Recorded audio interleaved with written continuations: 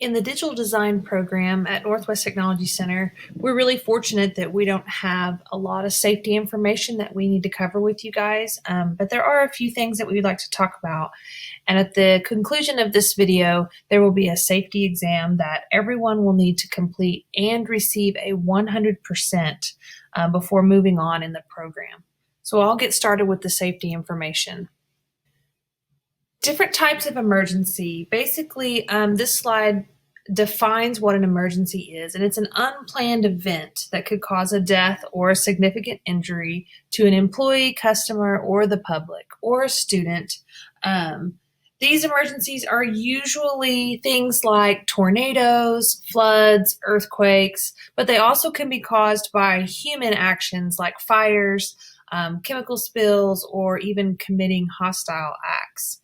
It's just really important that you understand all of the procedures and you practice these different drills and things like that so that you know what to do in case of emergency. It's also important to know when you and how you should contact your family.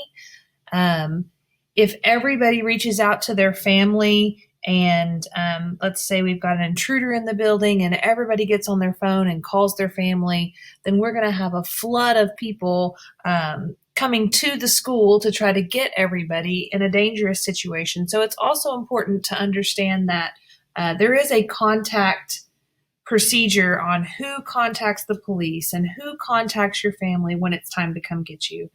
So that's important also. And it's always important to remain calm in any kind of emergency situation. If there is a fire, it's important to know what the evacuation plan is. We will practice this more than once during the school year. If there is a fire here at Northwest Tech, we're obviously not going to walk through the fire, so we need to be aware of where that fire's at. If the fire takes away one of our exits, we need to make sure that we know what an alternate route would be. But we need to try to get to the south parking lot behind the auto collision shop.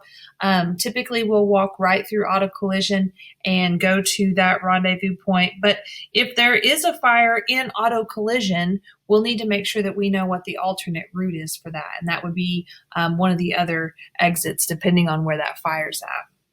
It's important that once you're out, you stay out. You don't need to come back in the building for any reason. And I talked about alternate routes. If we did have to go through a smoky area or a fire area, and we might need to crawl underneath that smoke, we might have to do that. And if there is a closed door that we need to go through, you can feel the door and make sure that that's not too hot before you go through there. Signal or call for help if you get left behind and you're in the classroom and you've fallen or something like that. That's what that part means. Just signal for us to come and get you. If there is a tornado or inclement weather, we will go to the multi-purpose room for shelter. The multi-purpose room has concrete walls and a concrete ceiling. And it's also the most internal room in the building. So this is where we will go if there is a tornado or bad weather.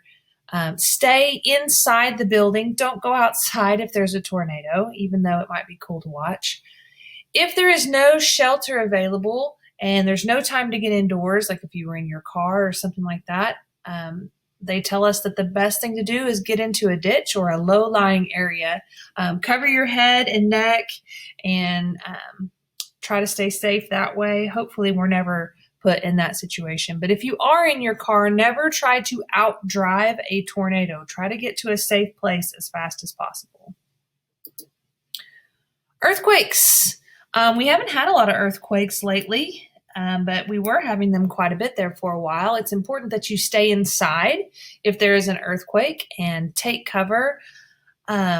Get next to or underneath a heavy piece of furniture, something that's not going to fall on you. Don't stand or crouch next to a bookcase or something that might fall over on you if it really did start shaking. But up underneath your desks, next to the wall, that would probably be the safe place. And we're talking like if the earthquake gets out of control.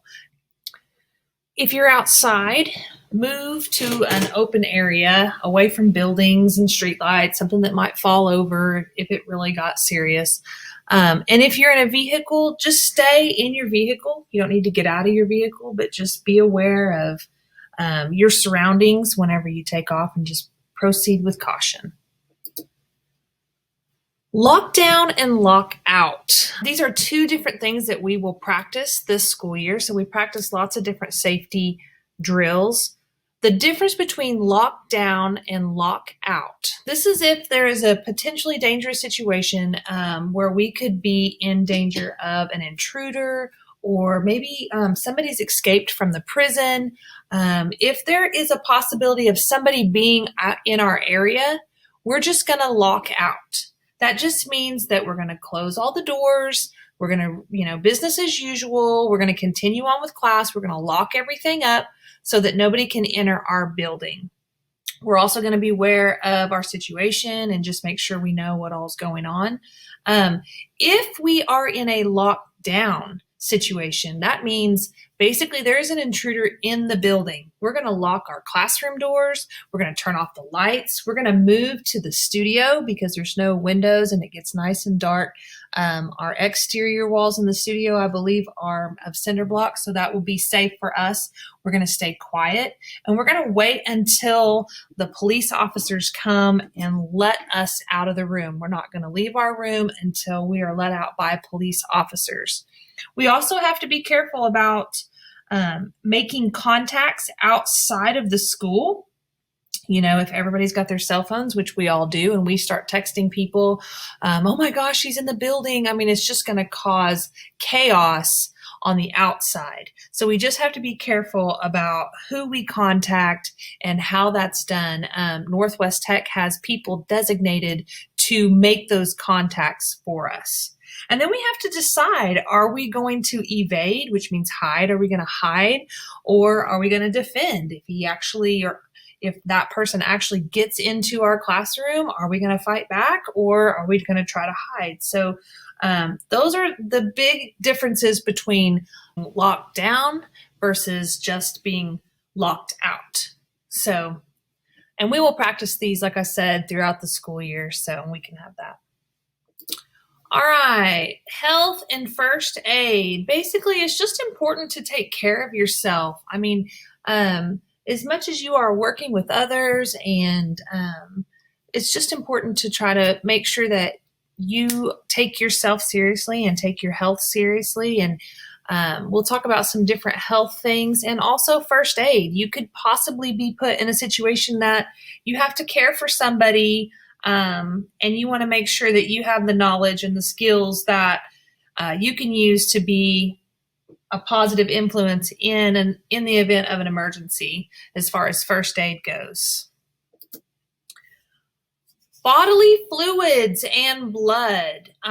Basically, the number one thing that you need to keep in mind if you are ever facing a situation where there's bodily fluids or blood, you need to treat all bodily fluids as if they are infectious, that they could give you some form of disease. So just be aware if somebody vomits or gets a bloody nose or something like that, and you want to be helpful, that's amazing, but you just need to be aware that you don't know that person's medical history. And so just always treat every situation as if the other person is infectious. So if you have access to rubber gloves, or maybe you don't want to be involved, but anytime that person can help themselves, for example, if they're bleeding, bloody nose or whatever, let them apply the pressure to themselves or different things like that. But basically, you just need to treat all body fluids as if they were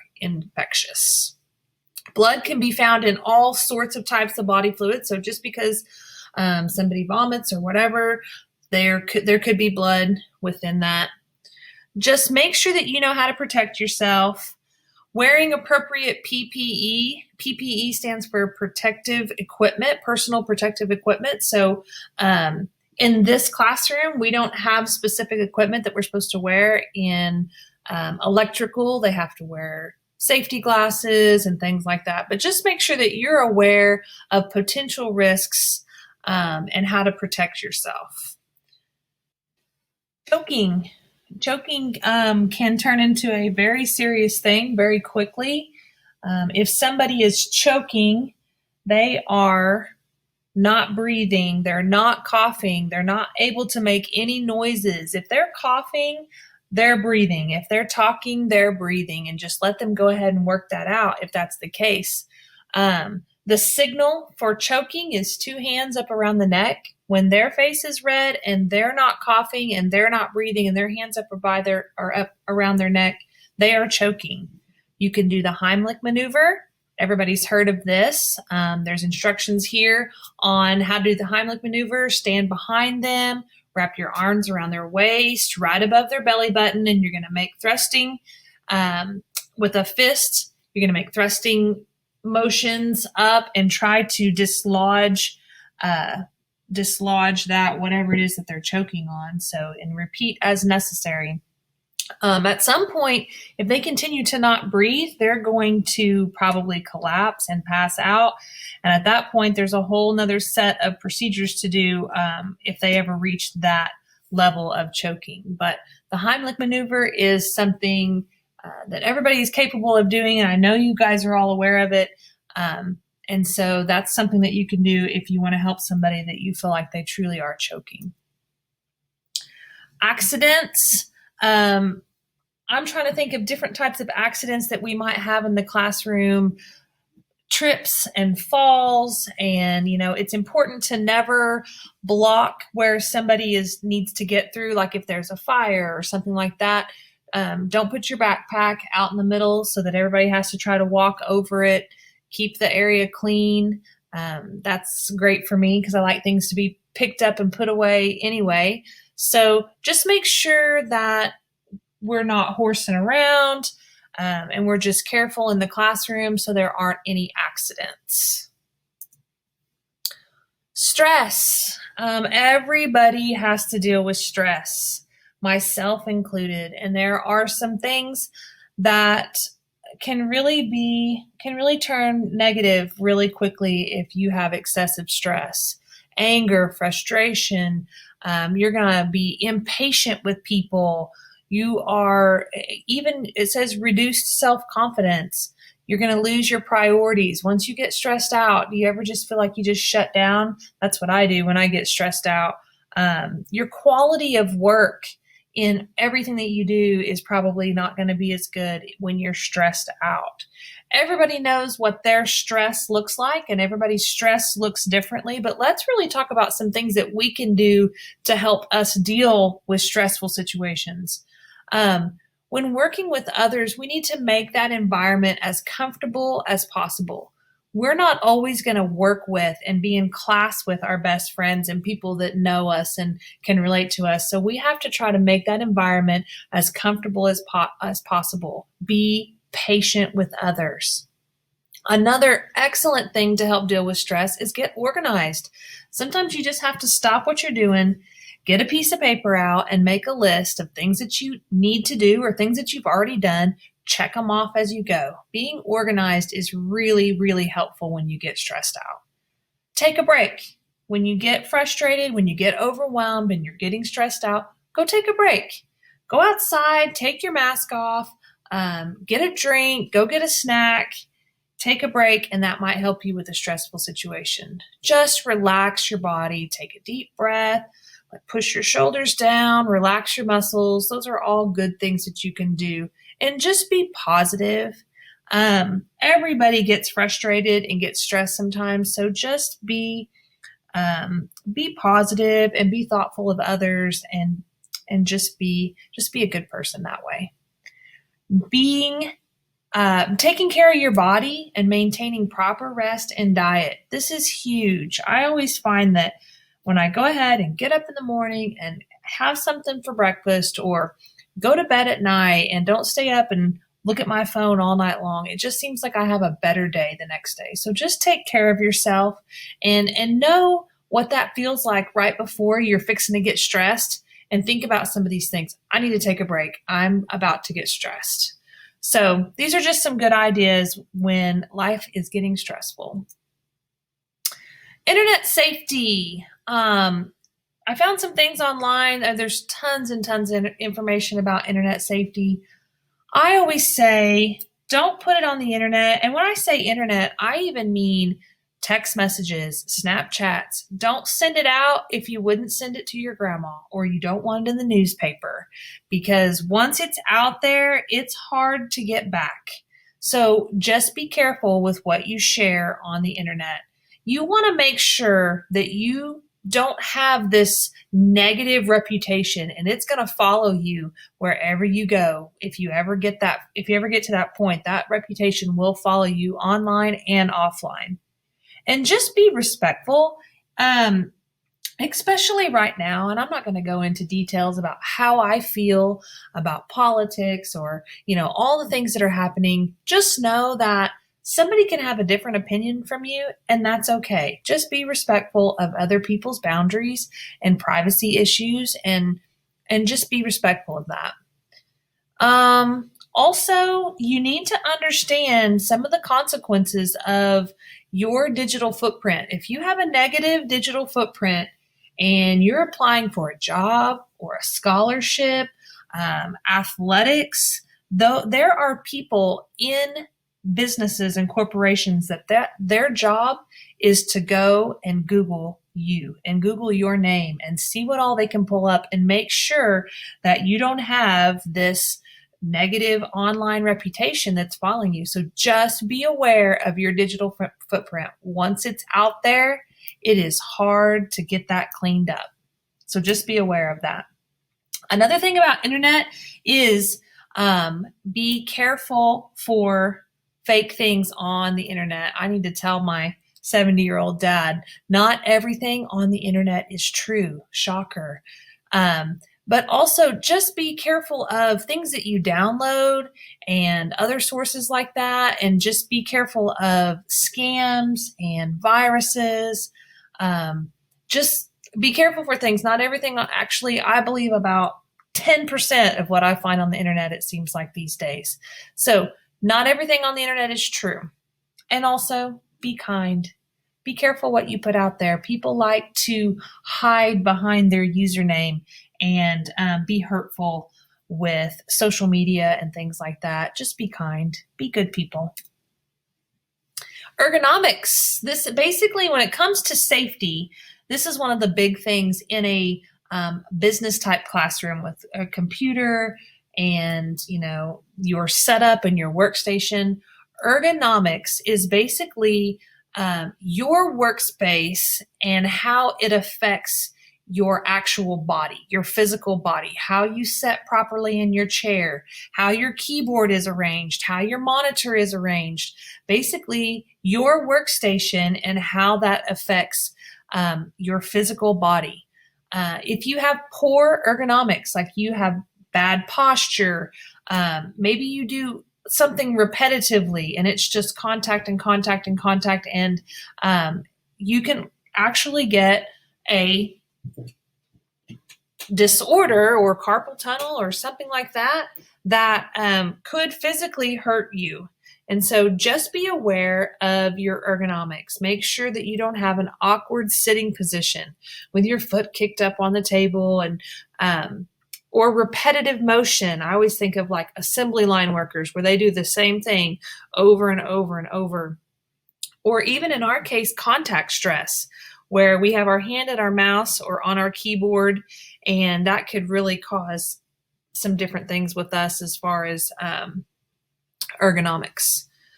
How to help this? Make sure that your workspace is in a good arrangement so that you don't have those things that are happening. You have good posture. When you feel tense and stressed, get up and stretch and move around, take a break, walk around, refresh, and you should be good to go. So these are just some different things that you need to keep in mind with ergonomics. Equipment. I can't think of a lot of hazardous equipment that we have here in digital design except for the heat press. Maybe the button maker, I guess if you poked your finger in there, that might be painful, but the heat press really could get dangerous. And so I'm going to make a quick little video on how to properly use the heat press, but just make sure that you understand all the parts and all the features, how to get it all connected, how to start it up and shut it down, what the screen looks like, how to make sure that it's heated up to the proper temperature, how you check that, and actually the process of preparing and pressing a garment or a mouse pad or a koozie or something like that. So I'm going to create a video that explains exactly the process of using the heat press.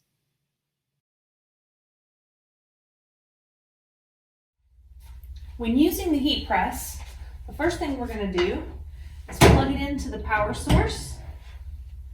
Use the power switch to turn it on. We're going to allow the front screen to load. So it's heating to 365. It says it will take 23 minutes to heat to desired temperature. Once the heat press has heated up to the desired temperature, we're going to place the garment on the lower platen.